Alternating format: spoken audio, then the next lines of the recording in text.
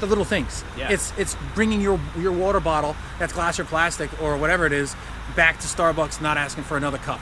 Right. It's not using a straw. It's really taking into account this overwhelming huge problem of global disaster. No, you can name all the horrible things, but it's sort of beautiful. You right now can make a change. Right now you can reduce this, reduce that, recycle, and make sure that, you're turning off the lights and all those, using compact fluorescent bulbs. So all those little things make the biggest difference. Yeah, it's a small thing. So, like I said, all reused wood on this desk here. All these concrete blocks were donated by a mason yard. So this is these blocks were actually going into a landfill. They weren't going to be used. They were going to be chucked.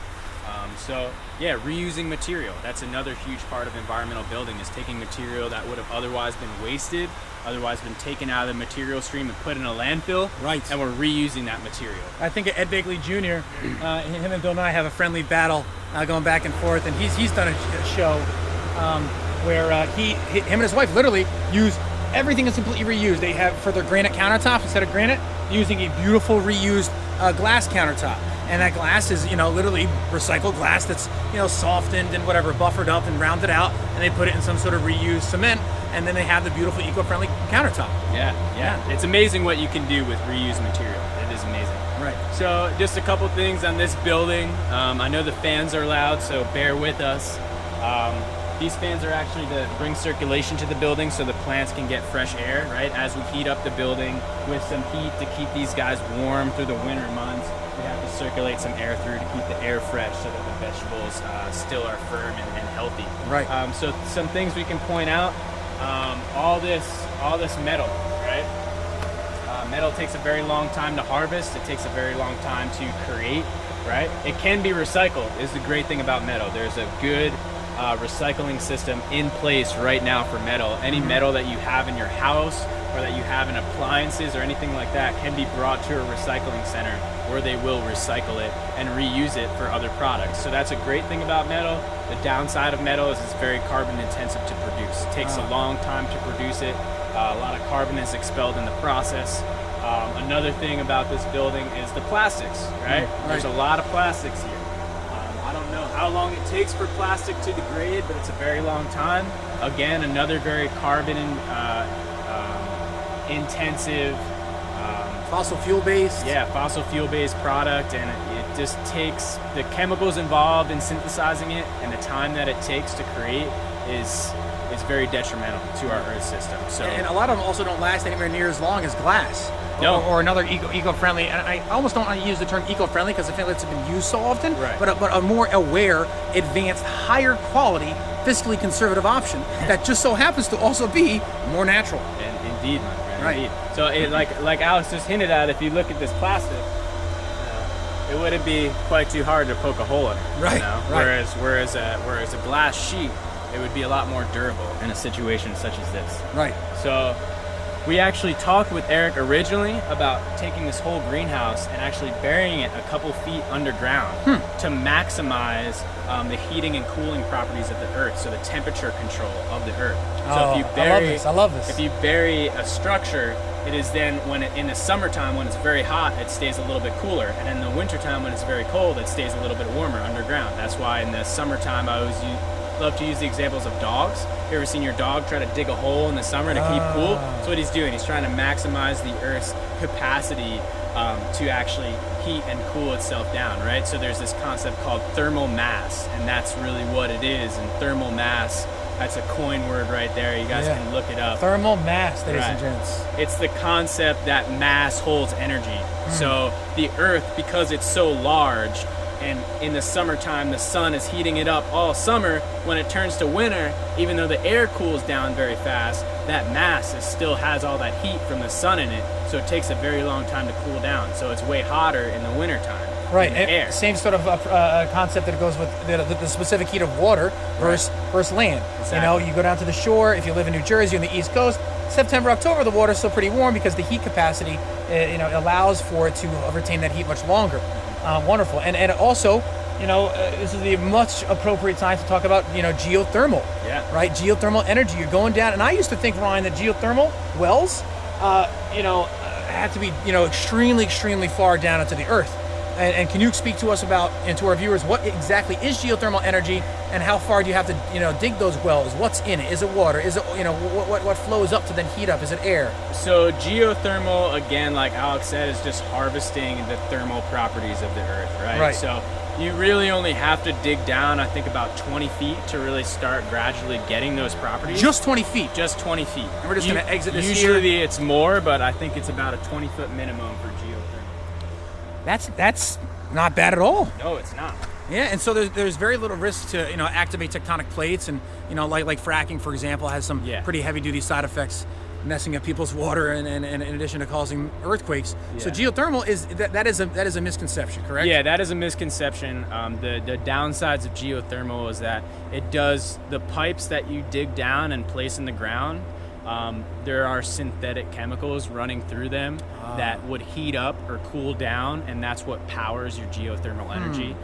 So those synthetics can be compromisable in how they're created and how sustainable they really are. Right. But the concept of geothermal as is a really good concept, and like we talked about before, when we put more energy and time and effort into these new theories, they will develop and they will get better and they will get stronger and more efficient and more economical as we put more energy into it. And I think about what you're saying, and I just want to start to take a look, as we tour around to the right, because I know you're going to be able to talk about some rammed earth here, but I think about, when you look at subsidy, you look at welfare, these things are dirty words in some regard.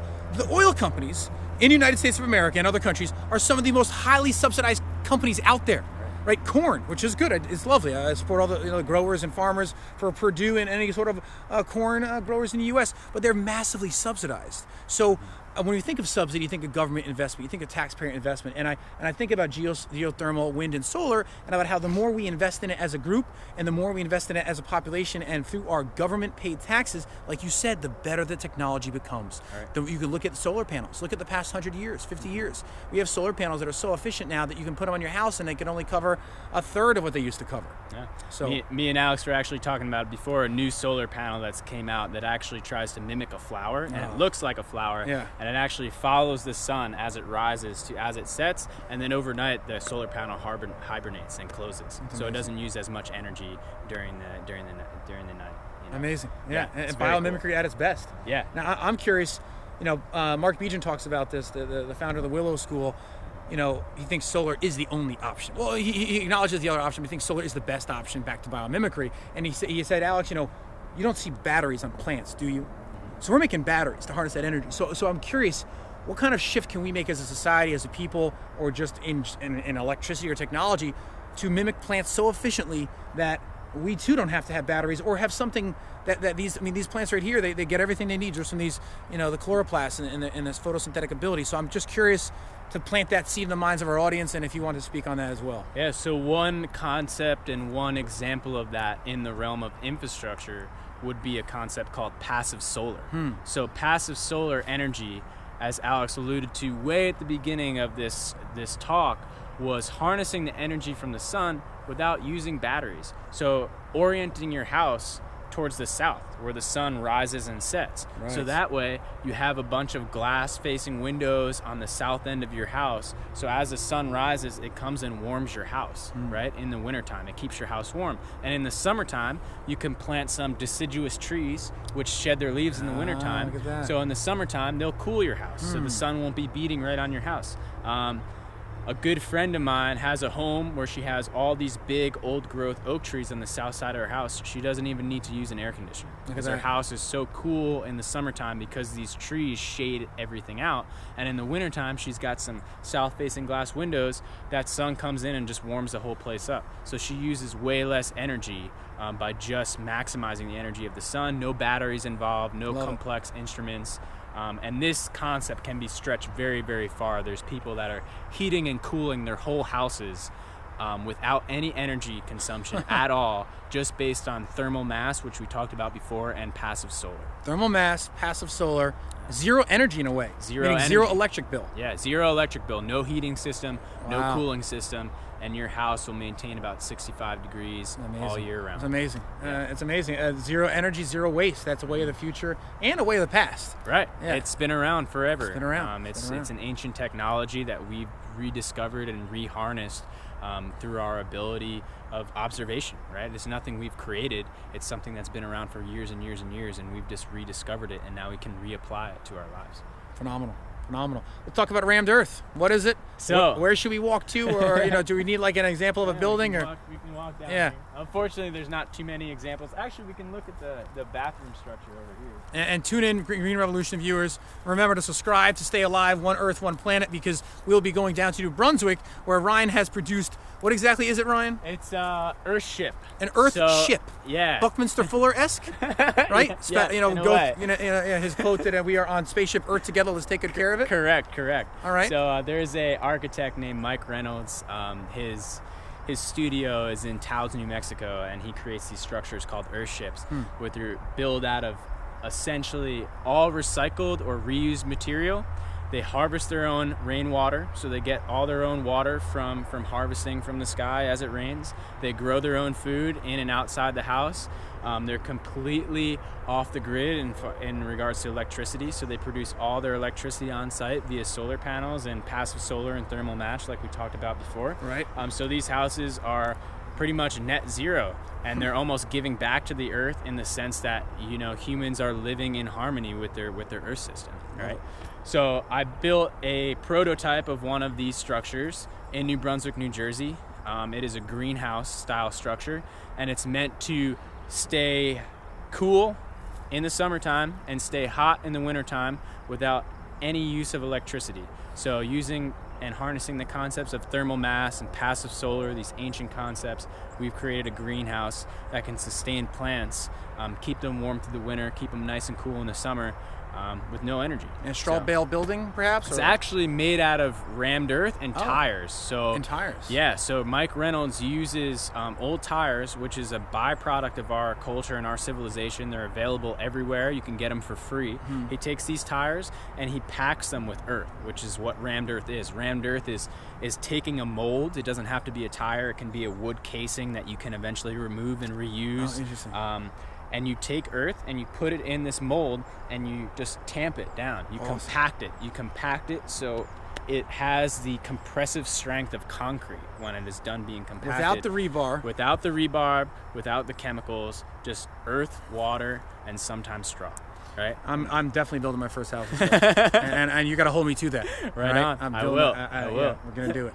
So we use that method, and instead of a wood casing that we can remove, we use tires because they're overly abundant and they're everywhere. We pack these tires with earth.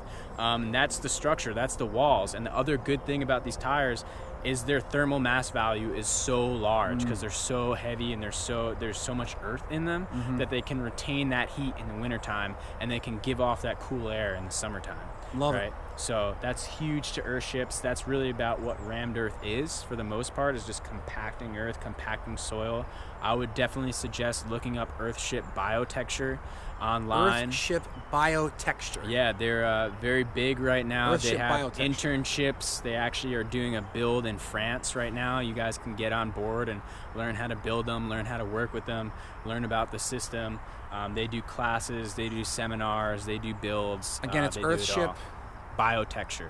Earth ship biotexture. And to be clear to our audience, these things look gorgeous. They you do. don't see the tires. You can put up your classic looking siding and walls if you so choose and make it look like your beautiful craftsman style house. Yeah. Right? Well, this is the inside of the building and the insulation that no one needs to know about. And actually you want to tell people about it because you'll be saving money and the environment while you do it. You can build an earth ship for around $8,000. So, wow. And you can make it family look of three, bathroom, family of three, bathrooms. $8,000. Yeah, kitchens, everything. Not 125, not 250, not 750,000. Yep. $8,000. Yeah. So, the cool thing about earth ships and what I like to present to everybody and all these alternative building methods, like Alex alluded to, you can make it as traditional as you want them to look. Airships are a little tougher because the tires are round, so the corners are round, but in regards to straw bale and rammed earth building, you can make them look like pretty much every other building you've ever seen, you know, in Europe and America, in your traditional Cape Cod style houses, or in your fancy architecture of the West and LA area.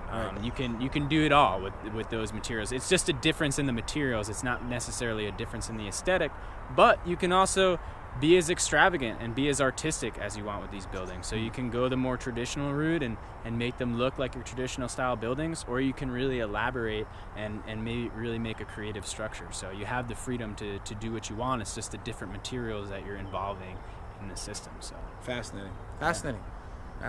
Love it. Yeah. And as we look over here, we have a food forest up on our left, which you know, I know the viewers know what that is. And just a real recap, we're talking perennial plants, grow back every year, and you sort of chop and drop, and you do what you need to. Over here, we're expanding upon this. Looks like a lot of peppers. Looks like we have some potatoes over there, and of course the awesome trellised. Is that trellis, Ryan? Yeah, it's a trellis. Really advanced-looking trellised tomatoes, of course. And again, this is MAWA Environmental Volunteer Organization Fresh Roots, Meadville Fresh Roots Farm. Awesome.